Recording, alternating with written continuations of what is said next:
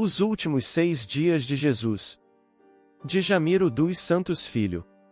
Sexto dia, sexta-feira. Capítulo 6.2 Barrabás.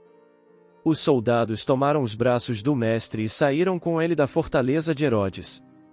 Ao ver o estado deprimente de Jesus, Caifás deixou escapar um leve sorriso de satisfação.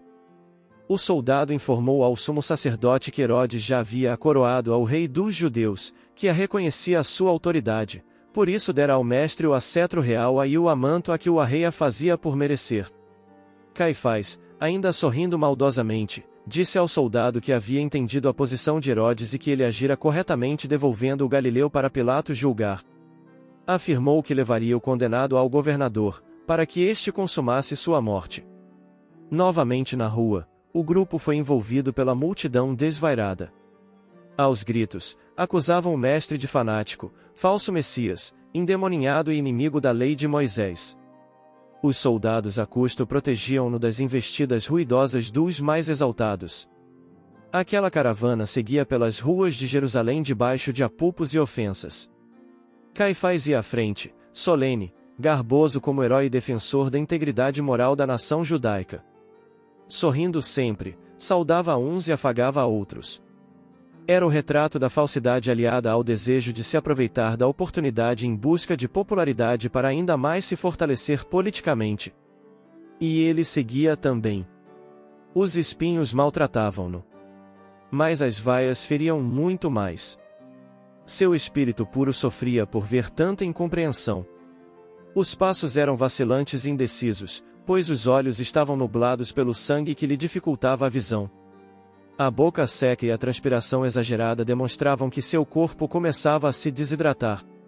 Impossível supor aquelas cenas pelas ruas da cidade. Em meus singelos estudos, jamais imaginara ser tamanho o sofrimento e humilhação que Jesus passará antes mesmo da crucificação. Mas, infelizmente, muito mais ainda estava por vir. De repente tive uma surpresa.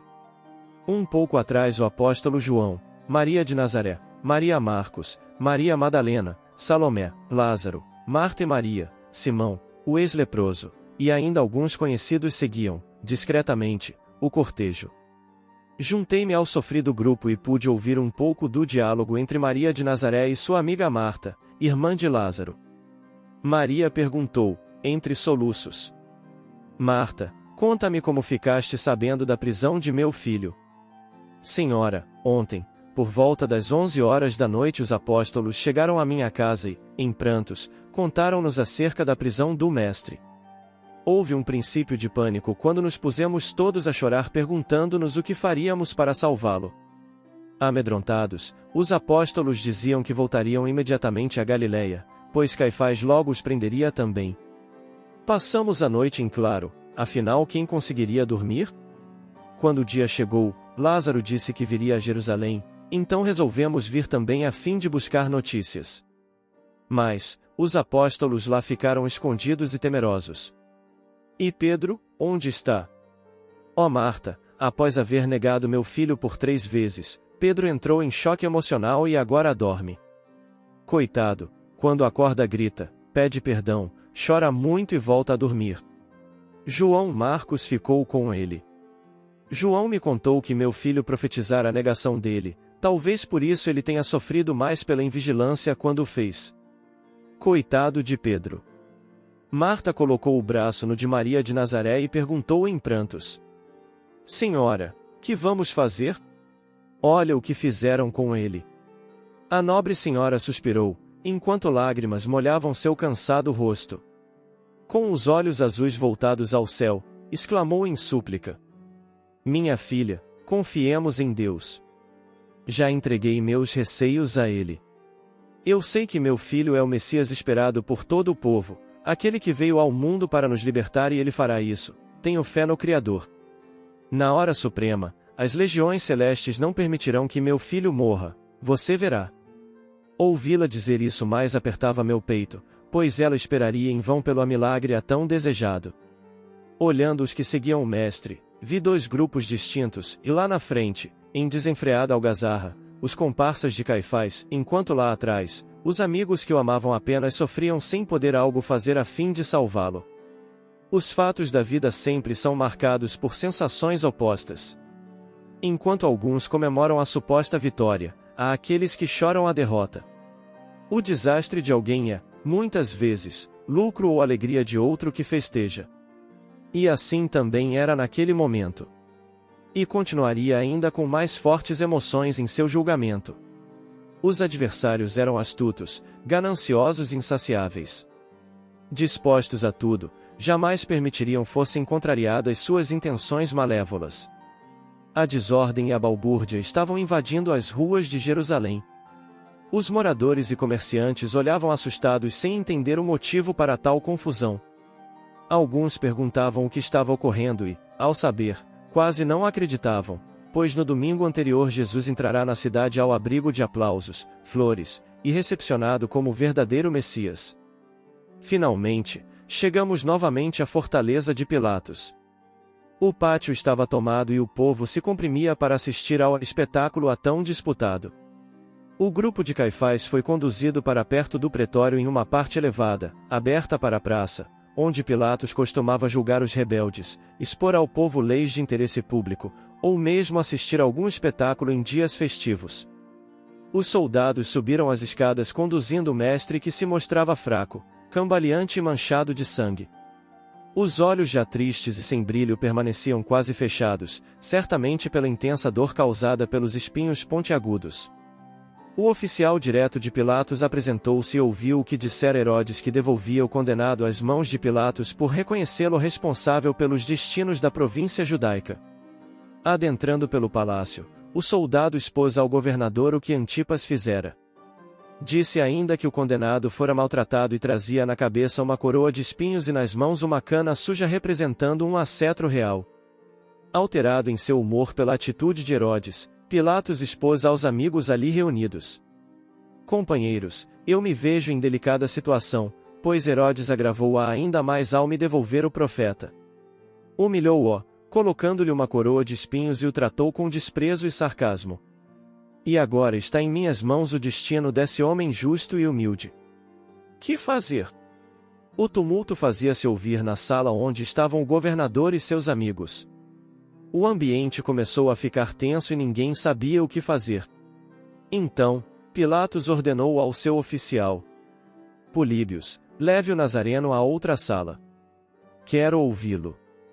Em poucos minutos Políbios entrou na referida sala conduzindo Jesus. Ao vê-lo, Pilatos assustou-se com sua aparência que reclamava compaixão e dor. O soldado fez com que ele se acomodasse em uma cadeira, enquanto o governador ficou em pé, andando de um lado para outro, inquieto e perturbado. Depois, parou diante dele e perguntou: Galileu, que fizeste a esses homens? Não ouves de quantas coisas te acusam? Sabes o que desejam? Jesus nada respondeu, mas olhou Pilatos com ternura e gratidão, pois ninguém do Sinédrio, nem Herodes e mesmo os soldados tiveram por ele o mínimo de carinho e respeito que o governador lhe dispensava. Mas Pilatos insistiu: És tu o rei dos judeus? Respondeu Jesus: Dizes isso por ti mesmo, ou outros te disseram isso de mim? Acaso sou eu judeu? Teu povo e os sacerdotes-chefes te puseram em minhas mãos. Que fizeste de tão grave? Queres fundar um reino? Meu reino não é deste mundo. Se meu reino fosse deste mundo, meus guardas teriam combatido para que eu não fosse entregue aos judeus. Mas, tu és rei? Tu dizes que eu sou rei. Para isso nasci e para isso vim ao mundo, para dar testemunho da verdade. Todo aquele que é da verdade escuta a minha voz. Pilatos abaixou-se a fim de ficar mais perto. Olhando-o firmemente, perguntou: Que é a verdade? Nessa hora ele abaixou os olhos e nada respondeu. Pilatos voltou a andar em torno dele, enquanto Políbios adentrou pela sala e falou: Senhor governador, a multidão está enfurecida e quase descontrolada. Exige que seja rápida uma decisão de vossa parte. Que faço? Leve o condenado de volta. Políbios reconduziu Jesus ao pretório e, ao chegarem, A multidão ovacionou desvairada. Quando Pilatos apareceu, exigiu silêncio e, dirigindo-se a Caifás, disse: Sacerdote, eu não achei nele culpa alguma. Caifás respondeu: Se este homem não fosse um malfeitor, não o entregaríamos a ti. E não nos é permitido condenar ninguém à morte. Lívido, Pilatos voltou a entrar no palácio. Sua raiva estava à beira da explosão. Acuado entre os sacerdotes astutos e a doçura de Jesus, não sabia que decisão tomar. Ele não queria fazer o jogo de Caifás, mas ao mesmo tempo se sujeitava a ele, pois sua reputação diante de César dependia também dos relatórios enviados pelo sumo sacerdote a Roma. Assim, Pilatos não podia tê-lo na condição de inimigo. Novamente buscou socorro entre os amigos patrícios. Que fazer? Perguntava ele, enquanto o vozerio aumentava lá fora. O oficial Políbios retornou à sala e com ar de preocupação, disse: Senhor, o clima é pesado e insustentável. A vossa decisão deve ser urgente. Políbios era o homem de confiança de Pilatos, por isso o governador perguntou-lhe: Políbios, que poderíamos fazer para salvar esse homem? Senhor, o réu impressiona por sua serenidade e resignação. Deixa-se conduzir docilmente e nada reclama. Condoído por vê-lo em atroz sofrimento, aproximei-me sugerindo-lhe que poderia ele recorrer à vossa justiça, e depois de provada sua inocência, livrar-se-ia das mãos sujas que o condenaram. Porém, ele negou tal recurso e afirmou confiar na justiça de seu Pai que está nos céus. Por isso, para livrá-lo da pena de morte, proponho a flagelação como último recurso, visando a acalmar a sanha do povo. Nesse momento, ao ouvir a sugestão, o senador Públio interveio e exclamou apavorado: Os açoites! Mas isso é terrível. Ele não suportará. Pilatos respondeu: Senador, eu entendo vossa preocupação, mas conheço essa gente fanática e insaciável. A sugestão de Políbios visa salvar o Galileu da morte, embora à custa de sofrimentos inenarráveis. Julgo ser o melhor que temos a fazer, por isso ordene, imediatamente, a flagelação, Políbios. O oficial saiu pressuroso a fim de cumprir a ordem. O senador Públio saiu também, acompanhado por outros romanos a fim de assistir aos açoites que infligia dores que muitos não suportavam e sucumbiam à morte, ali mesmo no poste. À ordem de Políbios, os soldados desnudaram o mestre deixando-o coberto apenas da cintura para baixo. Depois o amarraram ao poste, de forma que as costas ficassem totalmente expostas aos açoites, e abriram suas pernas para que todo o corpo recebesse as chibatadas. A multidão começou a gritar em delírio. E eu comecei a tremer. Minhas pernas bambearam e caí de joelhos. O medo invadiu meu íntimo e tudo sumiu à minha volta. A algazarra ecoava em minha cabeça deixando-me tonto. Fechei os olhos por alguns momentos e roguei a Deus forças para me manter equilibrado e consciente. Então, 2 brutamontes se aproximaram com os chicotes em punho. Um dos flagelos tinha de 10 a 12 correntes finas com pequenas bolas de chumbo nas pontas. O outro era feito de tiras de couro com pregos pontiagudos, alguns até enferrujados. Havia exímios flageladores que manejavam o chicote arrancando a pele do corpo, deixando o condenado vivo para ser crucificado depois. Os 2 se posicionaram. A multidão se fez expectante. Por lei seriam 39 chibatadas. Olhei o mestre, que nesse instante dobrou a cabeça apoiando-a em um dos braços. Ele aguardava os açoites. Políbios acenou, autorizando o início. Então, ó Deus, meu Deus! Começou a flagelação. Alternadamente os 2 soldados golpeavam a temida arma do suplício. A cada golpe, o povo delirava e um estranho coro ecoava longe contando os açoites, exprimindo a loucura e a tirania dos desalmados e infelizes. Eu chorava descontroladamente. Meu corpo sacudia aos soluços repetidos e doloridos. Queria sair dali correndo, mas uma força estranha imantava-me ao chão. Os pregos e as bolas de chumbo acertavam todo o seu corpo, nas partes íntimas, no rosto e nas pernas, nada escapava à técnica daqueles carrascos. A seus pés formava-se uma poça de sangue que escorria a manchar de vermelho o chão de Jerusalém. Era sinistro ver o povo contar em coro as chibatadas. Seguidamente, o azorrague unia no ar e o atingia por inteiro. Então, clamando em desespero, gritei bem alto: "O meu Deus, meu Deus! Leve-me de volta! Leve-me de volta ao meu tempo!" Quando calei, ainda ouvi a multidão. 12, 13, 14. Então, em pranto descontrolado, comecei a contar, silenciosamente, para ver o fim dos açoites, mas vi que ainda faltavam muitos, por isso já não apenas chorava, mas gritava em desespero: "Parem! Por Deus, parem!" Olhei e senti que ele ainda estava consciente e não soltava um gemido. Olhei o povo e não acreditei no que estava acontecendo. Pensei estar em alucinação, pois vi que outra multidão, composta de espíritos infelizes, gritava ou urrava em sinistra onda de loucura, em desequilibrado tom de ironia, cinismo, inveja e ódio. Com carantonhas horripilantes e verdadeiros andrajos, sintonizavam-se com os homens em fios finíssimos e com eles repartiam as intenções infelizes de eliminar o mestre de amor. Não saberia dizer de qual lado da vida o quadro era mais dantesco. Era assustador aquele quadro que me causava medo. Magnetizado pela inesperada visão, voltei à realidade, ouvindo os chicotes unindo no ar e a multidão gritando: 25, 26, 27. Nesse momento, as pernas do mestre curvaram-se ao peso do corpo combalido que não mais se sustentava em pé. Quase que totalmente entregue e incapaz de se erguer, somente não foi ao chão por estar amarrado ao poste. Um dos soldados buscou água em um balde e bruscamente jogou nele, molhando-o por completo. Impulsionado pela dor, ele esticou as pernas, gastou as últimas forças e em esforço supremo colocou-se novamente em pé. Era necessário seguir até o fim. Ao vê-lo se erguer, a multidão exultou. O trágico espetáculo não poderia ser interrompido a meio caminho e a sede insaciável do povo em ver o tormento alheio não tinha fim.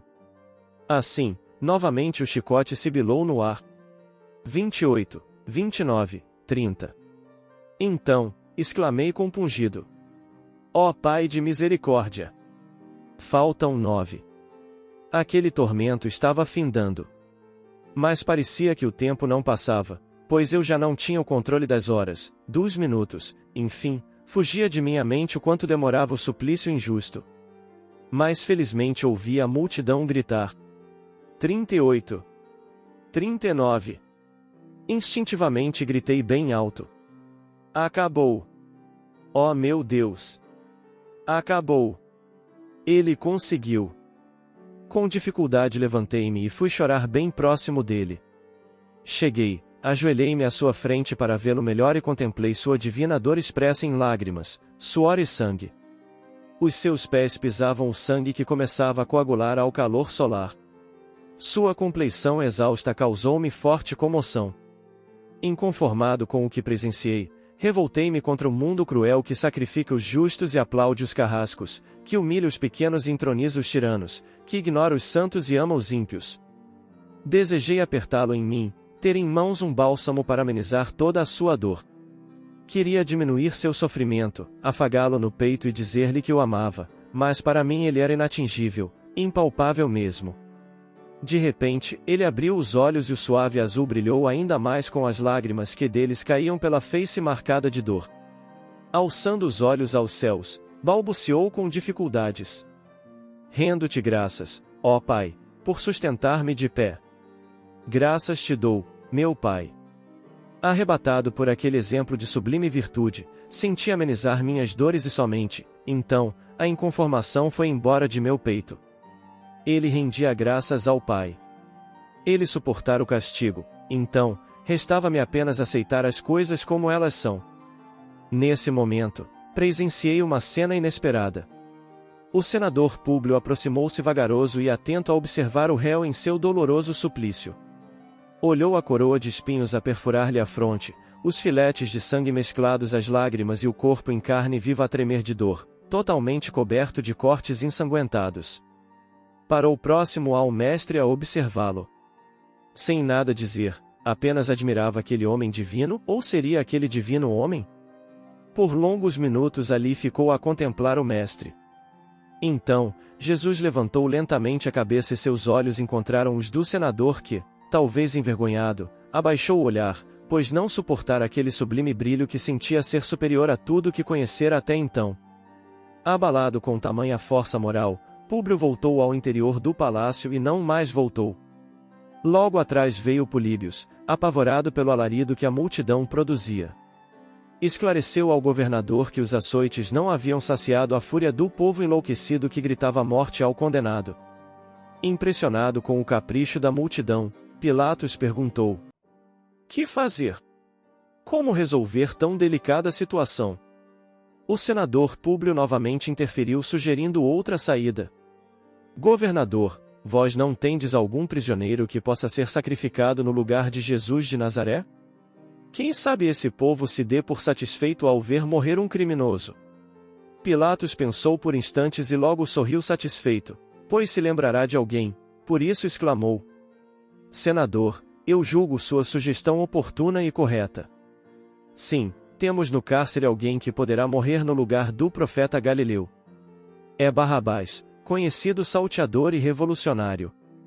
Creio ser impossível a multidão pedir sua liberdade e condenar Jesus. Feliz com a possibilidade de ver resolvida a questão, Pilatos se levantou e ordenou: Políbios, mande trazer Barrabás. Imediatamente, o governador saiu do palácio dirigindo-se ao pátio. Ao chegar, exigiu silêncio e falou, olhando principalmente para Caifás: Vós me apresentastes este homem acusando-o de agitador do povo. Ora, eu o interroguei e não o achei culpado de nenhum dos crimes de que o acusais. Nem Herodes pôde condená-lo, pois que o devolveu a mim. Nada, pois, praticou ele que mereça a morte. Soltá-lo-ei, pois já o castiguei.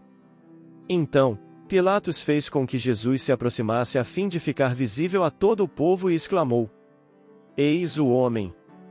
Mas o povo bradou colérico: Morra este homem! Crucifica-o! Dirigindo-se a Caifás e seus comparsas, Pilatos afirmou: Tomai-o vós e crucificai-o, porque não acho nele culpa alguma. Caifás respondeu: Nós temos uma lei e segundo esta lei ele deve morrer, porque se diz filho de Deus. Ao ouvir essa referência, Pilatos dirigiu-se a Jesus e perguntou: De onde és tu? Mas ele nada respondeu. Pilatos inquiriu-o novamente: Não me respondes? Não sabes que te posso pôr em liberdade ou crucificar-te? Trêmulo e enfraquecido, Jesus respondeu com dificuldade: Nenhum poder terias sobre mim, se não te houvesse sido dado do alto. Afliges-te, mas maior pecado tem quem a ti me entregou. Encabulado por ver como Jesus se expressava, Pilatos exigiu silêncio e falou à multidão: Mais uma vez vos digo, não acho nele culpa alguma. Mas, como tendes o costume de que vos solte um preso na Páscoa, darei a vós a oportunidade da escolha. Imediatamente, os soldados trouxeram Barrabás. Quando esse chegou, a multidão aplaudiu gritando seu nome. Por alguns instantes ficaram juntos Pilatos, Barrabás e Jesus. Olhei os três e fiquei pensando, pois Pilatos representava o poder do mundo, Barrabás simbolizava a revolta do mundo e Jesus era o amor no mundo. Como eram diferentes! Novamente, Pilatos ergueu o braço e, após o silêncio, perguntou: Qual dos dois vós quereis que eu solte? Barrabás ou Jesus de Nazaré? Eu gritei com toda a força de minha alma: Jesus! Solta Jesus de Nazaré! Mas o povo gritou: Barrabás! Liberta Barrabás! Não acreditando no que ouvia, Pilatos perguntou novamente: Vós quereis ver livre Barrabás? De novo gritei por Jesus, mas a multidão preferia Barrabás. Era quase um coro único a escolher o salteador, não deixando nenhuma chance a quem gritava pelo mestre. Depois, Pilatos ainda perguntou: Que farei então com Jesus, chamado o Cristo? Crucifica-o! Crucifica-o! Morte ao Galileu! Estava selado o destino do Mestre aqui na terra. Os homens não o queriam por aqui. Ele estava sendo expulso da cidade dos profetas. Expulso do mundo e dos corações dos homens. Estarrecido diante de tal escolha, Pilatos olhava a multidão sem compreendê-la. Talvez ele não estivesse a par de que um número muito grande dos presentes pertencia aos chamados zelotes, portanto companheiros de Barrabás. E outro tanto fora pago por Caifás e seus comparsas a fim de votarem contra o mestre. O governador ainda conversou com Públio e este expôs sua tristeza por ver o profeta Galileu condenado à morte. Afirmou ainda que ele, Pilatos, tudo fizera por preservar a vida do Messias e não conseguirá, por isso que não se culpava da trágica morte dele, pois o sangue derramado do inocente cabia, agora, aos judeus, principalmente, aos sacerdotes ambiciosos do Sinédrio. Pilatos ficou pensativo por alguns momentos. Nesse ínterim, Caifás e seus súditos reiniciaram seus gritos, naquele momento, dirigidos ao governador. Governador, se o soltas não és amigo de César. Todo aquele que se faz rei opõe-se a César e este que aí está se diz rei. Falando dessa forma, Caifás pressionava Pilatos, pois não ser fiel a César significava até mesmo a morte. Transtornado emocionalmente por ver tamanha prepotência e sagacidade em Caifás, Pilatos voltou-se aos judeus e falou: Sou inocente do sangue deste justo. A vós tocais a responsabilidade deste crime. Caia o seu sangue sobre nós e sobre nossos filhos. Pois, lavarei as mãos deste infame crime. Dito isso, Pilatos ordenou que trouxessem água e, diante da multidão em alarido, lavou as mãos, com isso simbolizando sua inocência. O povo aplaudiu e em delírio gritava pela morte de Jesus. Em seguida, Pilatos oficializou a crucificação do mestre e libertou Barrabás, que desceu as escadas sendo recebido tal qual um herói pelos seus comparsas. Depois, ordenou a retirada do mestre para o interior do palácio e se recolheu também, juntamente com os patrícios e soldados. Estava terminada a condenação de Jesus de Nazaré. A fúria do povo estava amainada. E a dor semeada. Barrabás e seu bando deixou a praça em gritos de alegria. Caifás e seus súditos foram embora se sentindo vitoriosos. Os amigos do mestre choravam. Maria de Nazaré e os outros não acreditavam no desfecho de tudo. E eu não sabia o que fazer. Aos poucos a praça foi ficando vazia. Sem rumo, deixei-me ficar ali, pensando na ingratidão humana. Então, ouvi alguém sussurrando. Era meu protetor a me dizer: Meu filho, a humanidade bestializada ainda não compreende os sentimentos humanos, que dirá dos anjos? Nós mordemos a mão que nos alimenta, maldizemos benfeitores que nos socorrem, esquecemos amigos que nos ajudam e somos ingratos com quem nos ama. A ingratidão é uma chaga de difícil cura que, enraizada nas entranhas da alma, exige milênios até que seja totalmente extirpada. Aguardemos, pois os lábios que hoje escarneceram serão amanhã aqueles que louvarão. Os homens que hoje conclamaram a morte do meigo Rabi da Galileia voltarão à carne mais tarde, transformados seus corações, darão a vida por ele. Vendo-me em continuado pranto, ele completou: Chora, meu filho querido. Ainda hoje sentirá a verdade do que digo. Embora não pudesse ver o meu protetor, meus olhos indagaram o que queria dizer com aquelas palavras, e ele carinhosamente respondeu: Falta pouco. Você verá como os homens mudam. Então, o medo tomou conta de meu ser. Será que me encontraria comigo mesmo? Uma coisa era certa, eu temia esse encontro. Conhecendo minhas imperfeições, certamente há 2000 anos eu beirava a selvageria, debochando das virtudes nobres, inebriando-me nos vícios e distribuindo maldades a todos que dificultassem o meu caminho. Roguei ao Pai que eu não tivesse de ficar muito tempo ao meu lado, pois não desejava ver o que eu havia feito naqueles dias em que estive frente a frente com o Mestre.